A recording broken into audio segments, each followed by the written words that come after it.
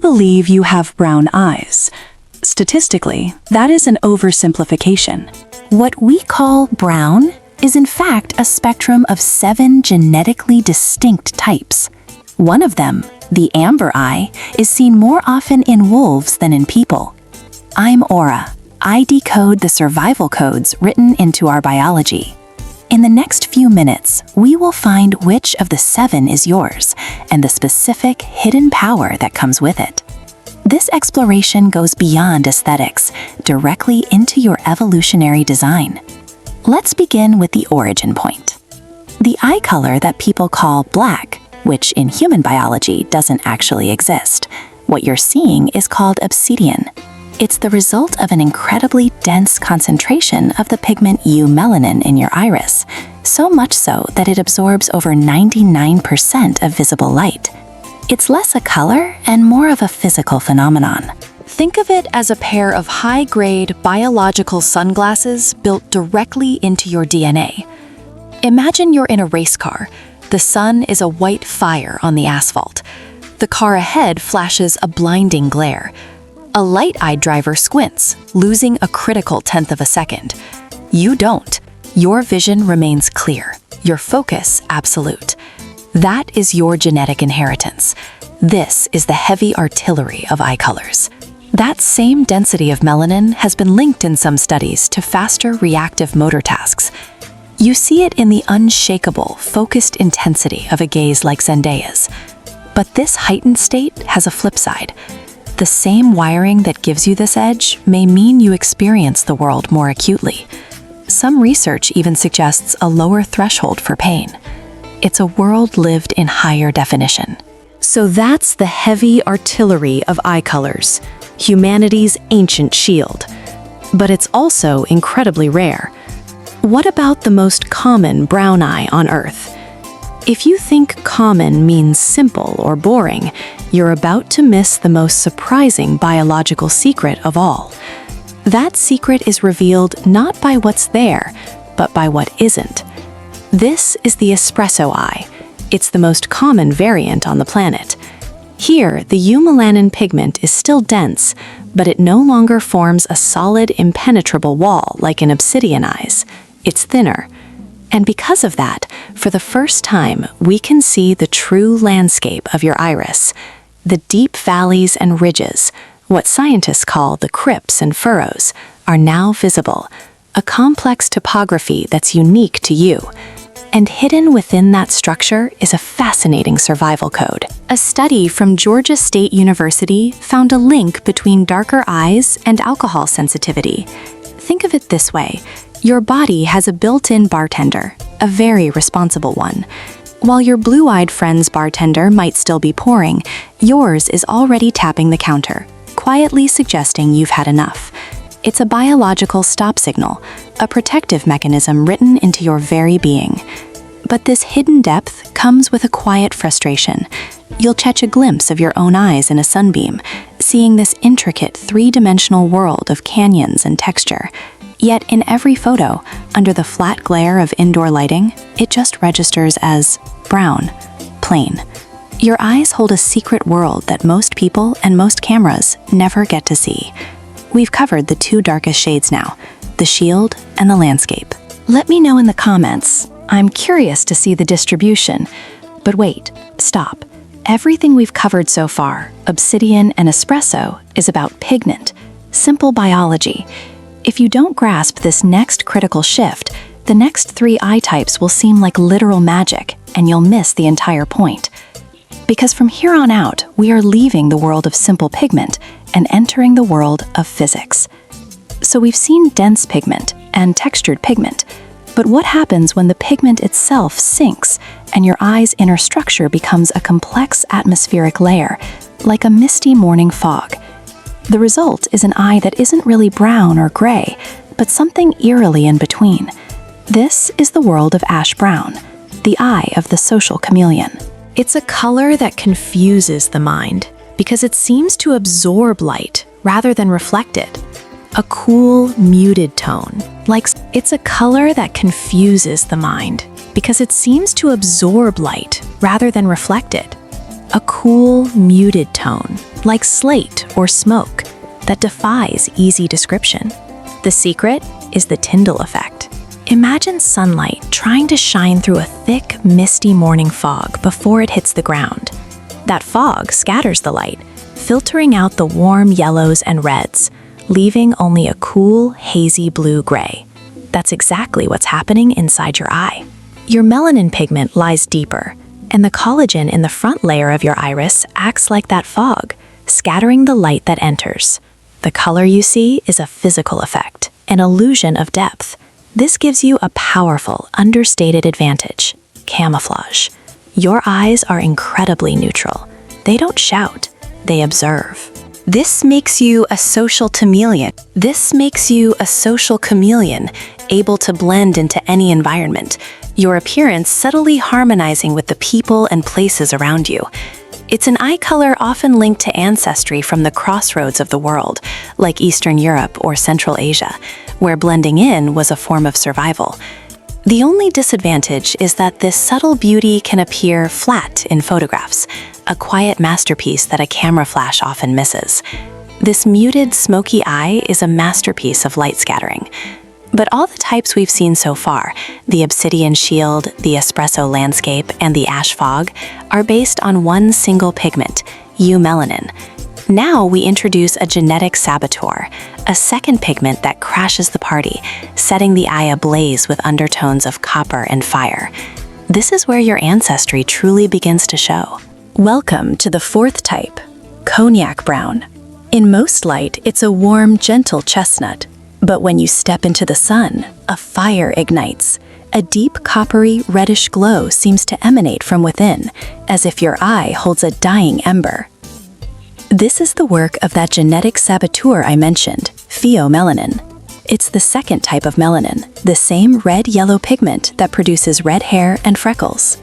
It's a trait strongly linked to the MC1R gene family, a genetic signature most common in those with Celtic or Northern European roots. You don't need red hair to have these eyes, but an ancestor almost certainly did. Hold on, I need you to understand this. This isn't just a red tint. This is a breadcrumb trail. It's a genetic echo of one of the most brutal survival filters in human history. The advantage it gives you isn't aesthetic. It was the difference between life and death for your ancestors. Picture your distant ancestor migrating north through the dimly lit primordial forests of Europe. The sun is weak, the air is damp, and their body is being starved of vitamin D. In that world, an ability to wring every last drop of this vital nutrient from the meager sunlight was a superpower. Your eyes are the echo of that power, a sign that your lineage won the evolutionary gamble. But every advantage has its price. The presence of pheomelanin often means slightly less of the protective eumelanin. Your eye's natural shield is a little thinner. You might find yourself squinting in bright daylight, more sensitive to glare. It's the trade-off your ancestors made, a noble vulnerability that is proof of their successful journey into a world with less sun.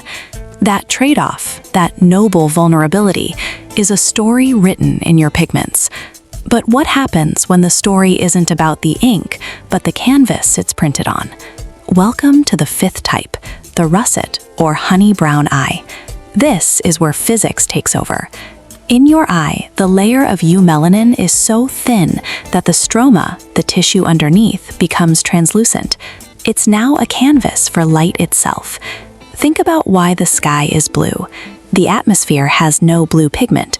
It scatters the sun's blue light waves, making them visible to us. Your eye does the exact same thing. This is Rayleigh scattering. The faint blue light scattered by your stroma mixes with the little bit of brown pigment you do have, creating a stunning honeyed gold. This gives you the chameleon advantage. You walk into a dimly lit cafe, and a friend remarks on your warm brown eyes.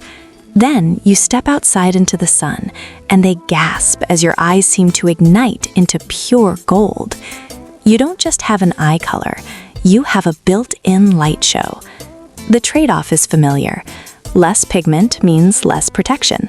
You squint more in bright light, a small price for carrying a sunset in your eyes. So, possessing a chameleon eye is a stunning trick of physics. But now it's time to leave the realm of common genetics behind.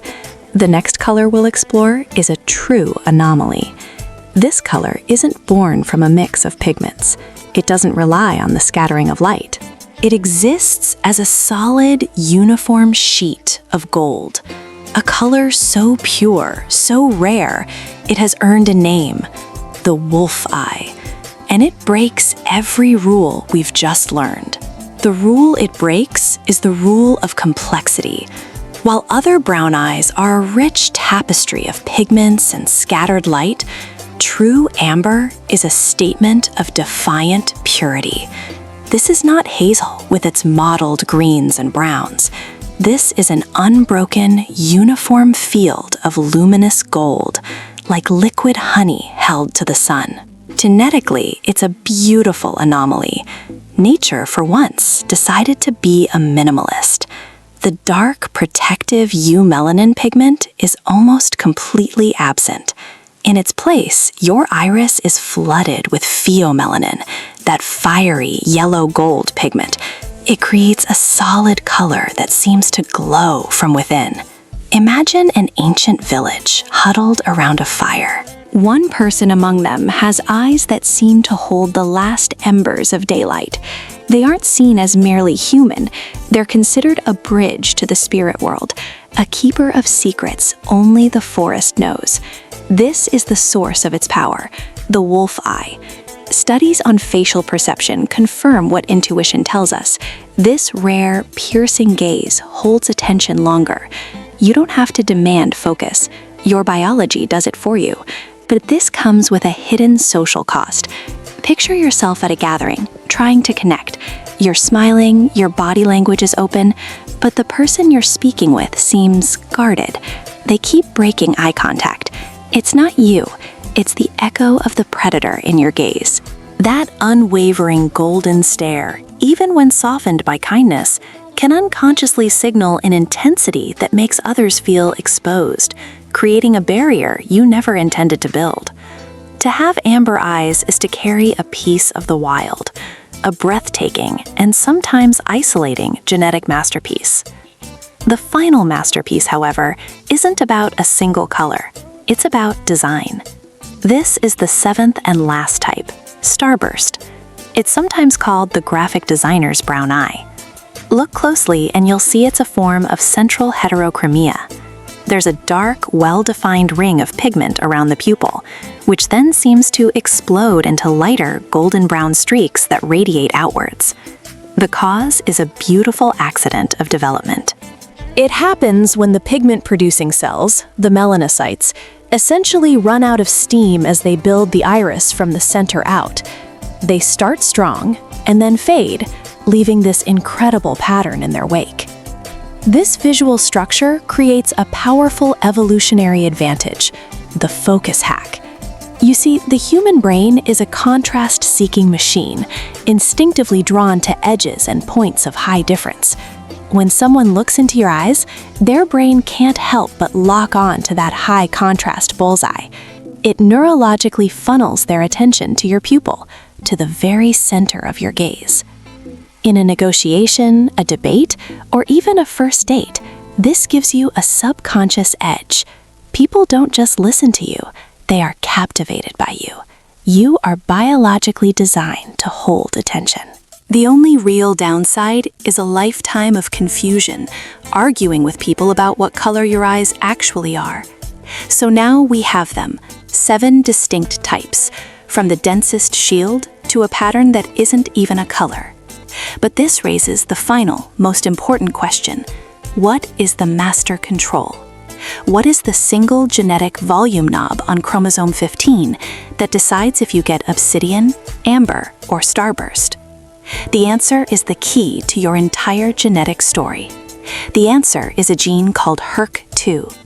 It's the master volume knob on chromosome 15, determining just how much melanin pigment gets expressed in your iris. But this genetic dial wasn't set at random.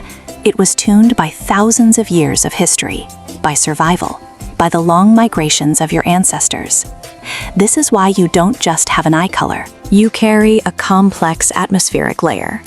You carry a biological shield that helped your ancestors endure harsh sunlight. You possess a pattern that is, mathematically, yours and yours alone. So my final request is simple. Go look in a mirror. Use a flashlight carefully and see what's really there. Then come back and tell me in the comments which of these 7 shades is actually looking back at you. Whether it's the rare Starburst or the classic Espresso, I do read every one. If you learned something new about your own face today, hitting that like button helps this channel more than you know. Until next time.